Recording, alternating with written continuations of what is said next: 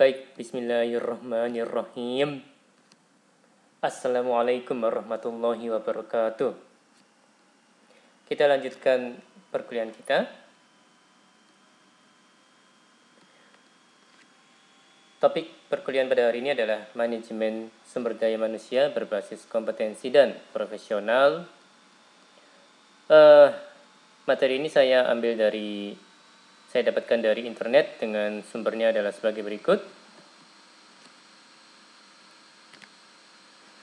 Pendahuluan, peran manajemen sumber daya manusia dalam organisasi tidak hanya sekadar administratif, tetapi justru lebih mengarah pada bagaimana mampu mengembangkan potensi sumber daya manusia agar menjadi kreatif dan inovatif.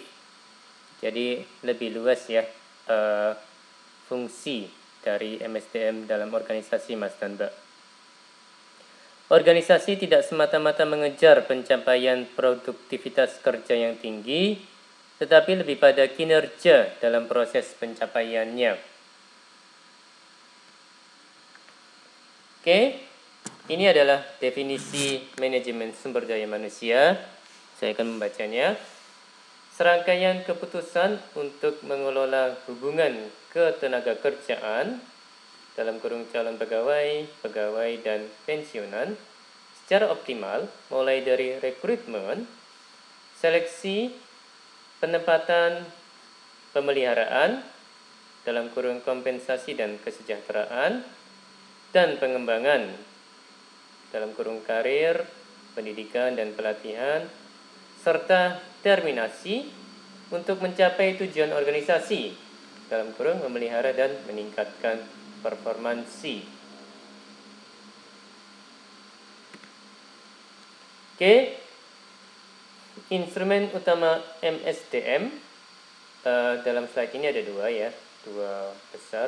pokok besar. Yang pertama adalah spesifikasi jabatan dan yang kedua adalah masalah utama. Oke. Untuk yang spesifikasi jabatan, poin-poinnya adalah pengetahuan, keterampilan, sikap, dan pengalaman. Oke, ya untuk pengetahuan itu indikatornya bisa dilihat dari ijazah.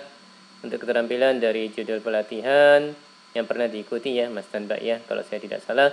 Kemudian sikapnya adalah dari referensi, dan yang berikutnya ada pengalaman, yaitu bisa dilihat dari masa kerja ya sebelum ini. Maksudnya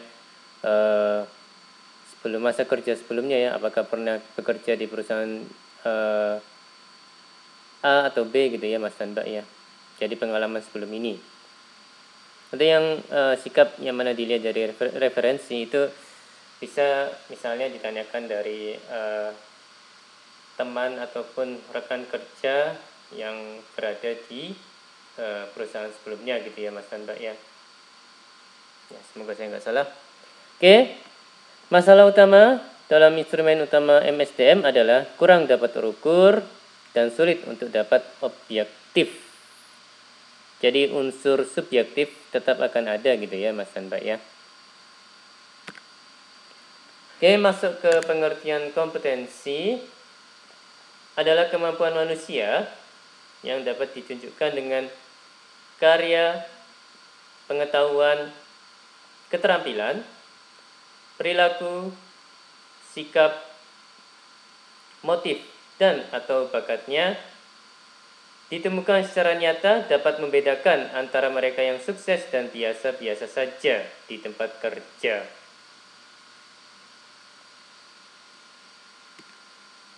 Oke, ya ini definisi kompetensi menurut Spencer di tahun 1993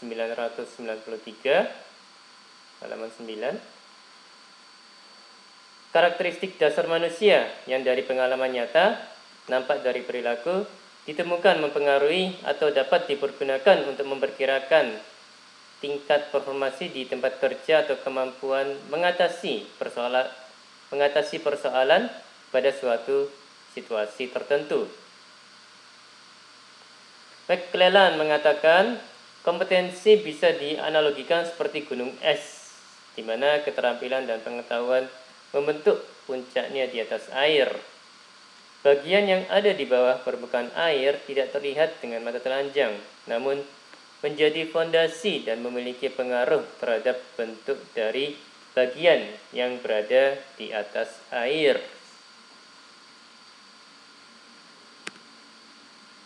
Oke. Di slide ini ditampilkan model gunung es dan lingkaran terpusat kompetensi. Jadi ini ya, untuk yang segitiga ini Mas dan Mbak, yang bagian atas adalah yang tampak, untuk yang bawah adalah bagian yang tersembunyi. Nah, untuk yang bagian tampak itu perilaku, pengetahuan, keterampilan ya, Mas dan Mbak. Untuk yang tersembunyi itu sikap, karakter, motivasi, bakat.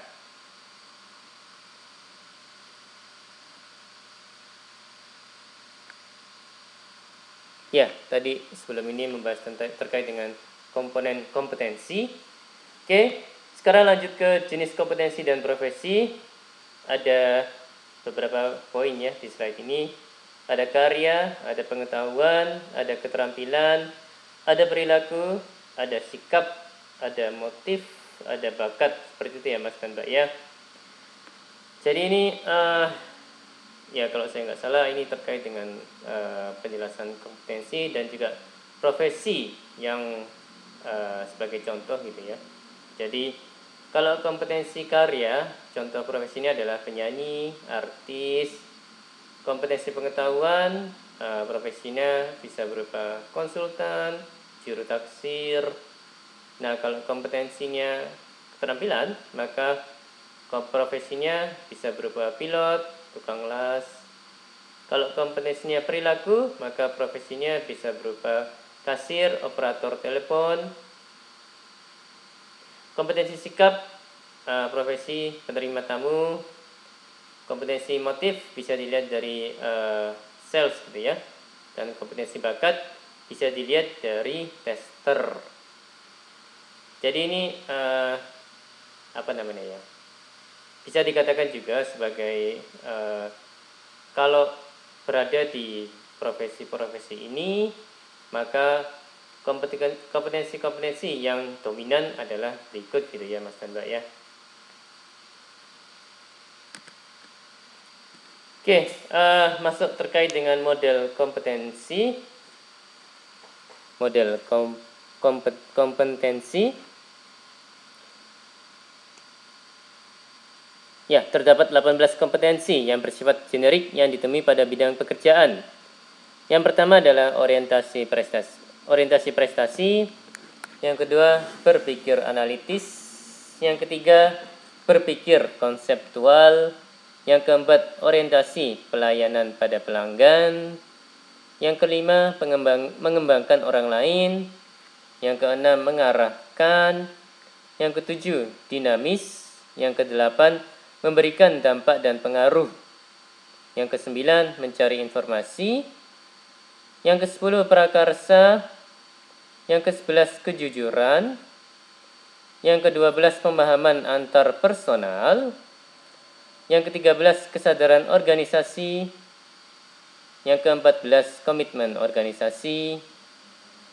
Yang ke-15, membangun hubungan. Yang ke-16, percaya diri.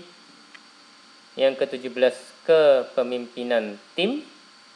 Dan yang ke-18 adalah kerja tim dan kerjasama. Seperti itu ya Mas dan Mbak ya. Model kompetensi. 18 model kompetensi. Baik, masuk ke definisi manajemen sumber daya manusia berbasis kompetensi. Serangkaian keputusan untuk mengelola hubungan ketenaga kerjaan secara optimal, mulai dari rekrutmen, seleksi, penempatan, pemeliharaan, dan pengembangan serta terminasi dengan memanfaatkan informasi kebutuhan kompetensi jabatan dan tingkat kompetensi individu secara terintegrasi untuk mencapai tujuan organisasi. Oke, komponen utama manajemen sumber daya manusia berbasis kompetensi. Ada beberapa poin ya Mas dan Mbak ya. Jadi yang pertama rumusan kamus kompetensi organisasi, berikutnya kebijakan organisasi untuk MSDM, berikutnya fungsi-fungsi MSDM BK, berikutnya adalah kebutuhan kompetensi jabatan, berikutnya adalah pengukuran kompetensi pegawai, dan yang berikutnya adalah sistem informasi MSDM BK. Seperti itu Mas dan Mbak. Baik, slide ini menjelaskan terkait dengan kamus kompetensi organisasi. Jadi Mas dan Mbak bisa melihat di sini ada visi dan misi organisasi ya. Itu ada yang bagian ke strategi dan nilai dan budaya. Kalau yang strategi turun ke tujuan, kemudian kemudian turun ke program bisnis. Kemudian kalau nilai dan budaya turun ke perilaku dan turun ke kebiasaan positif. Seperti itu ya Mas dan Mbak ya. Kemudian program atau bisnis dan juga kebiasaan positif ini mengarah ke kompetensi wajib sumber daya manusia, tentunya yang ada di organisasi ya Mas dan Mbak ya. Jadi bisa jadi hal ini bisa merupakan sebuah kompetensi inti organisasi tersebut. Yang bagian ini ya Mas dan Mbak ya. Ya, semoga saya nggak salah. Baik, masuk ke kebijakan organisasi. Apakah posisi atau tenaga kerja sebagai salah satu aset sumber daya atau faktor usaha? Ya ini mungkin terkait dengan sudut pandang. Jadi bagaimana memandang posisi atau tenaga kerja ya dalam organisasi? Apakah sebagai salah satu aset? Apakah sebagai salah satu sumber daya ataukah salah satu faktor usaha? Oke, apakah tujuan individu ini sejalan dengan tujuan organisasi? Ya, harapannya sih sejalan ya Mas dan Mbak ya. Kalau misalnya tidak sejalan, khawatirnya nanti akan ada crash pada saat bekerja dan itu akan merugikan organisasi secara keseluruhan.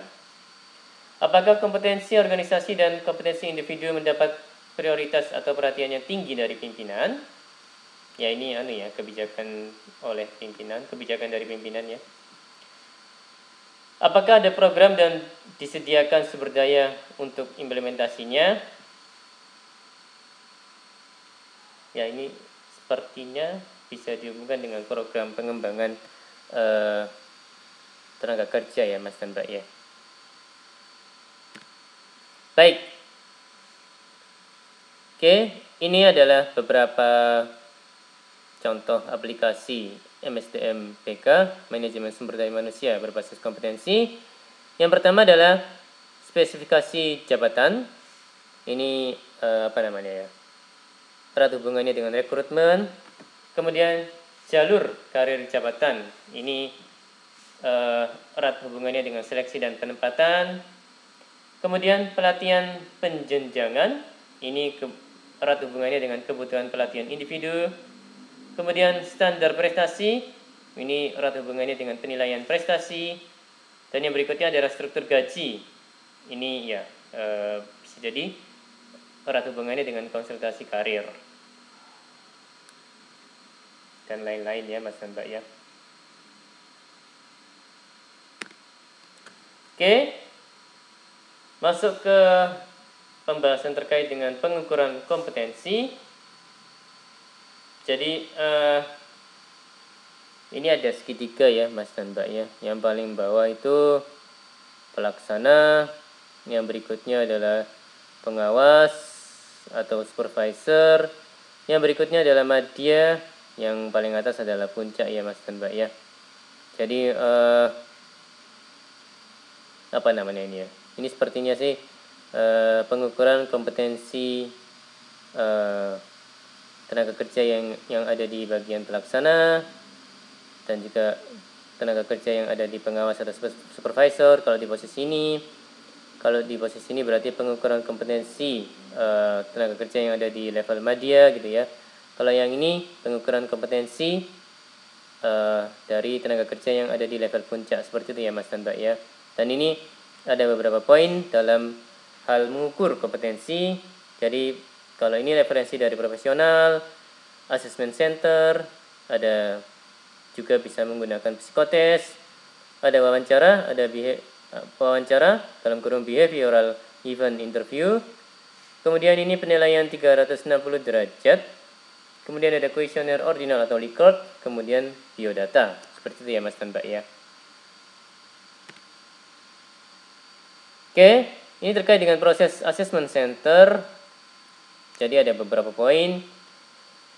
Ada nomination, ya dalam kurung position, performance, ada juga paper and pencil test, dalam kurung trait, sifat ya, personality, motives, kemudian ada juga poin in basket simulations and work plan, ada juga poin role play and leaderless group discussion, kemudian ada juga interview, dalam kurung behavioral event interviews, kemudian ada poin counseling, dan ada juga poin report and disposition. Oke, gambar ini menunjukkan sistem MSDM BK terpadu. Jadi yang paling tengah ini informasi jabatan, kompetensi yang jabatan, ya kompetensi yang dibutuhkan, kemudian individu, kompetensi yang dimiliki, seperti itu ya, apakah match atau enggak antara jabatan dan individu. Dan di sekelilingnya ada performansi, ada pelatihan dan pengembangan, ada seleksi, ada evaluasi dan job design, ada jalur karir, ada perencanaan suksesi, ada rekrutmen, dan ada kompensasi. Seperti itu ya Mas dan Mbak ya. Baik, ini adalah pengertian profesional. Ya, saya akan membacanya. Vocation that requires learning rather than work with the hands. Panggilan yang membutuhkan belajar daripada bekerja dengan tangan. Profesional adalah orang yang menyandang suatu jabatan atau pekerjaan yang dilakukan dengan keahlian dan keterampilan yang tinggi. Profesionalisme merupakan komitmen, ini saya ulangi ya. Profesionalisme merupakan komitmen para anggota suatu profesi untuk meningkatkan kemampuan secara terus-menerus. Oke, lebih detail terkait dengan profesionalisme. Profesional harus memenuhi persyaratan, yakni knowledge, skill, dan sikap profesional. Oke, ya ini terkait dengan membangun budaya profesional.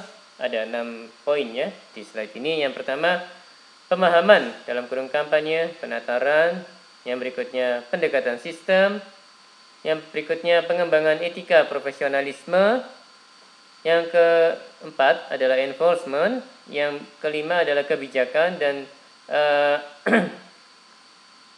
berikutnya adalah keteladanan.